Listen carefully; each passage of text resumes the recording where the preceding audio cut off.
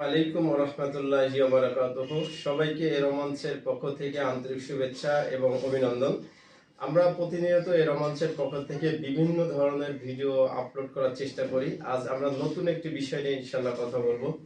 তো কথা বলার আগে যারা এখনো পর্যন্ত আমাদের এই চ্যানেলটিকে সাবস্ক্রাইব করেননি, দ্রুত সাবস্ক্রাইব করে ফেলুন এবং নিত্য নতুন ভিডিও আপডেট পাওয়ার জন্য আমরা একটা ওয়ার্ডকে ব্যবহার করে একটা ওয়ার্ডের ব্যবহার সম্পর্কে আমরা শিখবো ইনশাআল্লাহ। যেমন ধরুন G-O, এই গো এরপরে একটি বর্ণ সাজিয়ে কিভাবে অনেকগুলো ওয়ার্ড ইউজ করা যায় এবং সেগুলো দৈনন্দিন জীবনে আমরা যখন চলি তখন এগুলো কিভাবে ইউজ করা যায় আমরা সে বিষয়ে ইনশাআল্লাহ কথা বলবো।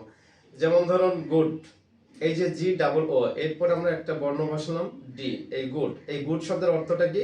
ভালো, রাইট? এখন এই ডিটাকে আমরা উঠিয়ে আরেকটা বর্ণ এখানে বসালাম, বসালে এটার কিন্তু চেঞ্জ হয়ে যাবে। যেমন পি, গোপ। এই গোপ বসানোর সাথে সাথে হয়ে যাচ্ছে কি?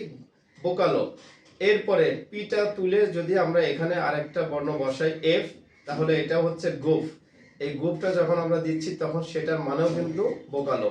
এবার আসুন আমরা এখানে এই পি অথবা এফ তুলে G-O-N, গুণ। এই গুণটা যদি আমরা বলি তাহলে সেটা হয়ে যাচ্ছে কি? আনারিলো।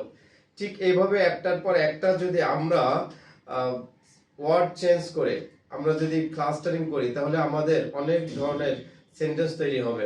এরপরে আসুন আমরা আরো একটা বর্ণ চেঞ্জ করতে পারি। যেমন G-O-K, কি হচ্ছে? গোপ। গোপ মানে কি? পূর্ব এশিয়ার আদিবাসী যারা ছিলেন একটা সময় তাদেরকে আমরা গোপ বলে থাকি। ঠিক এইভাবে ইনশাআল্লাহ আমরা নিত্য নতুন ভাবে চেঞ্জ করে আমরা আমাদের দৈনন্দিন জীবনে যে ওয়ার্ডগুলো ইউজ করলে আমাদের ভালো হবে আমরা সেটা ইনশাআল্লাহ করতে পারবো। Thank you. সবাই রোমান্সের সাথে থাকবেন। আল্লাহ হাফিজ। আসসালামু আলাইকুম ওয়া রাহমাতুল্লাহি ওয়া বারাকাতুহু।